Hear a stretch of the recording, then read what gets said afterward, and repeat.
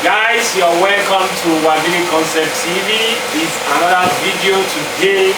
Today we are not going to cost of material or cost of paint production or cost of any of the building materials today. Today we are trying to educate the audience outside about the building in Nigeria. And I have here today in my shop, to be precise, architect Dayo. So he's going to tell us more about planning a building, or what are the processes involved when planning to build a house in Nigeria. You need to start building in Nigeria. So I have here today, sir, please can you introduce yourself, sir? Good morning, good afternoon, or good evening, wherever you are in the part of the world. My name is Obuni. I'm an architect. I'm the MD, CEO of Architect Limited. We are an architectural company and we also do in construction. Our just going from residential to commercial properties, both design and construction, and we have been existent for 15 years plus now. We work in other parts of the country, Lagos and any other part of the country. So currently, Architect Dayo is currently on a project at Ibadan. This is where I met him and I told him, sir, I would like you to share more knowledge to my audience outside in the diaspora about what are the processes involved when planning a building.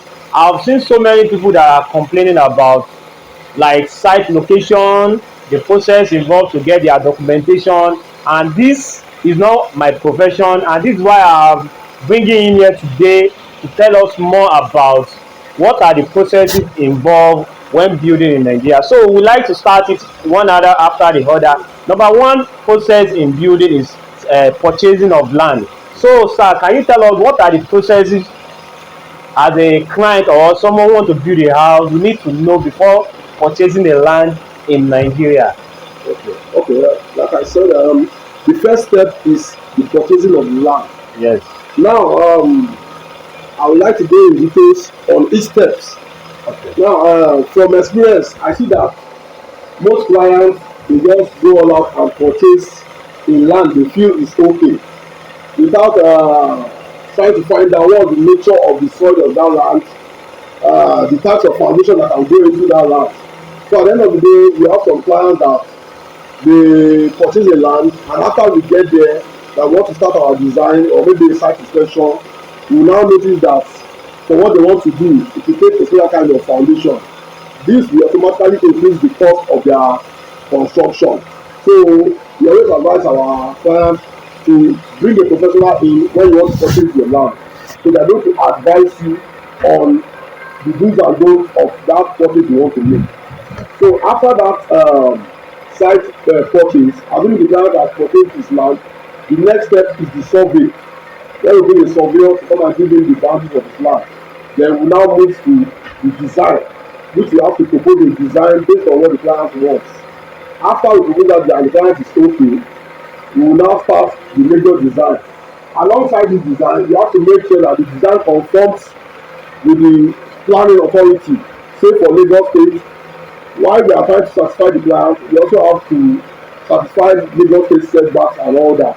So assuming the drawings are all done, then we now move to the approval level. Okay, sir. Before we go to the process involving in the process of getting a building approval, let's discuss like what are the challenges people in the diaspora want to build a house, and they don't have someone to rely on. Like I have 2-3 clients we have not even exposed their family to, or to the owner to that. Even I'm not trusting their relatives that are managing their properties. But I know you have experienced like 2 or 3 occasions where maybe family issues of buying land have come up, that the problem have caused some damages. Can you tell us some of your experience about that? Well, for this year alone, I have received 7 complaints from different clients, maybe that I know to some people. I think the major problems those in the diaspora are facing are from their family members that they trust to help them execute a project without then later on the end up disappointing the family family member, or they send money to their family member in Nigeria here, and what they spend is nothing compared to the state of the work. So I think family member is one of the issues that people in diaspora face. Number two is maybe getting competent architects, engineers, or contractors that can help them handle their project. Because even if some clients pay well, if you employ a quack or someone that is not experienced, it can still mess up that project. So for me, I believe these are the two. Then the third one, maybe let's say getting someone that is trustworthy, because you can get a professional that is very and the professional is not trustworthy. exactly. Like the trustworthy is one of the major problem we are facing. Yeah. Like 3 days ago, I was at Adiyan in Ogun State. I went to supply 7 doors, but on getting to the site, the engineer on site told the client that he has just offloaded smooth sand, Okay. and 7 are like 20 bags of cement. Yeah. But on the site, he was asking me that can a sharp sand be used for the project. I said the best sand for handling door is a smooth sand. That's the plaster sand. Yeah. But on getting home later, the client now called me that how many plaster sand did I see on? I said I didn't see any plaster sand on ground. She was not telling me that the engineer just told her that he offloaded one like 10 tons of. So these are some of the problems. So engineers who are causing this issue. So what are the solutions to this problem? Well, the solution is at least number one, you need someone that is trustworthy. You need someone that is trustworthy. Then maybe you have a kind of let's say maybe a consultant or maybe a family member you can trust that can go there and verify things for you. But if you have someone that is trustworthy, I don't see any reason why you cannot go ahead with the question. Like now, sir, sorry, sir, I don't know that if this question is like if you are working for a client on site, is it possible for the client to introduce like his family to work with you so that he can be your own truthfulness can be shown to any other person? Because like now, if you are managing a project in Nigeria here, and you are telling the client that you are spending 5 million on the project, but to him he may be asking other of his friends that okay, why will I be spending 5 million? Some will tell you that in their own project they spend 2 million, 3 million. No, without any of their family in that process, they won't trust you, sir. So, but is it possible for you to work with any of your clients' family relations? Okay, I will give you my answers in two aspects. The first aspect is I think there's something, sorry to say, common among those in diaspora. They tend to compare projects together. Maybe like they have a friend building in Abeokuta and another one is building in Ibadan.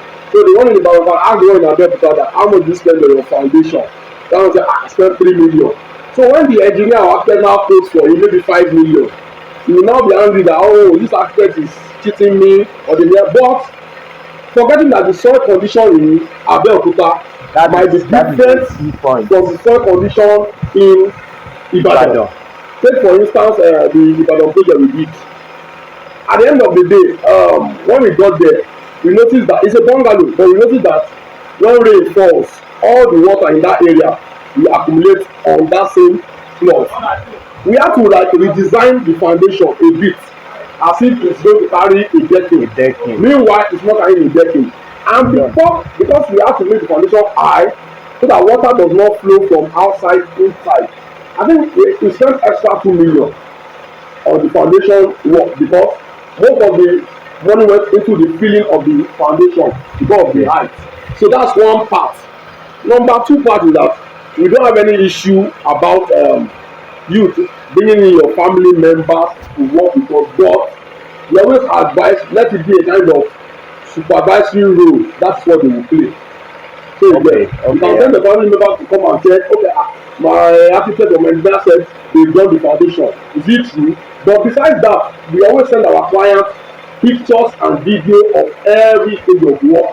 So apart from you sending your family members to come, we also send you detailed pictures and videos. So even you abroad, you are abreast of what is happening.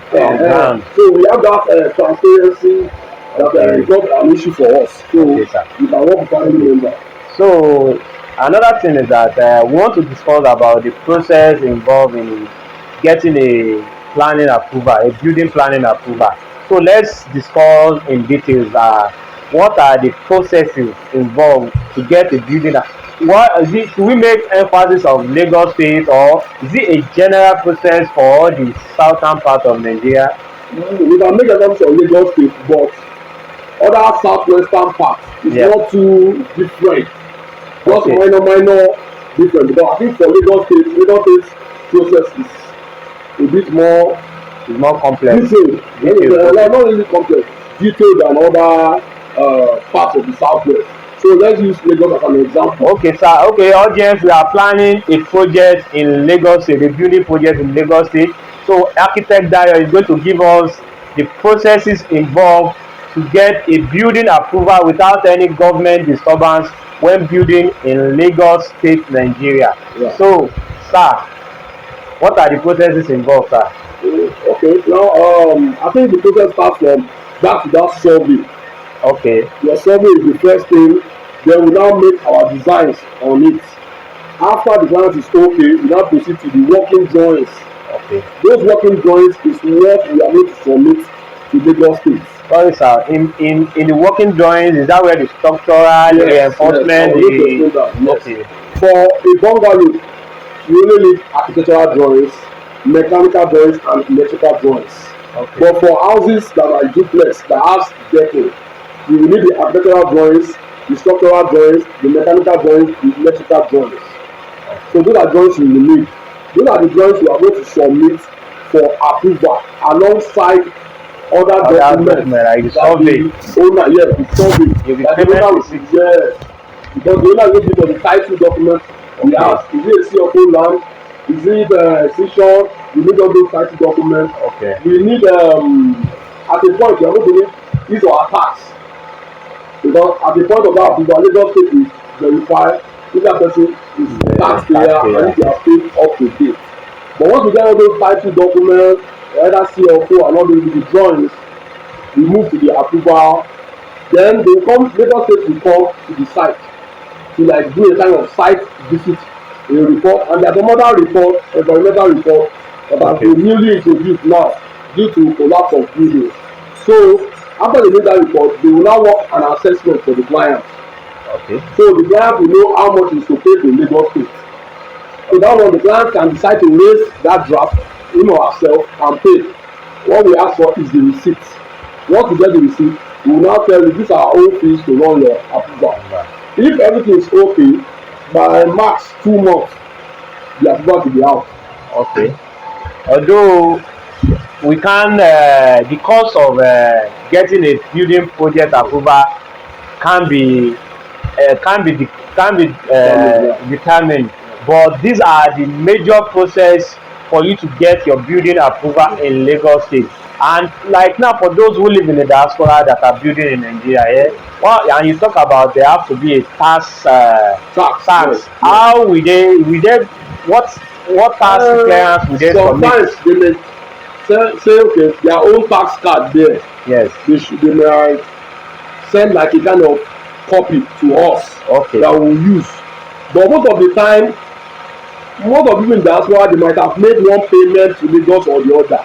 So they would have had this kind of payer ID. Okay. So in that payer ID that they generate from inland revenue, that's what we use to pay their this thing. Like for a client that I did work with over a year ago, we generated a payer ID for them. So we first paid in some money in, but when we got that approval stage, they said that money was not enough. So they told us to pay more, and we paid. So for those that can't send in their tax cards from abroad, we can always generate a payer ID for them here, but it might involve some extra little cost to generate it. So these are the process involved in building a house in Nigeria.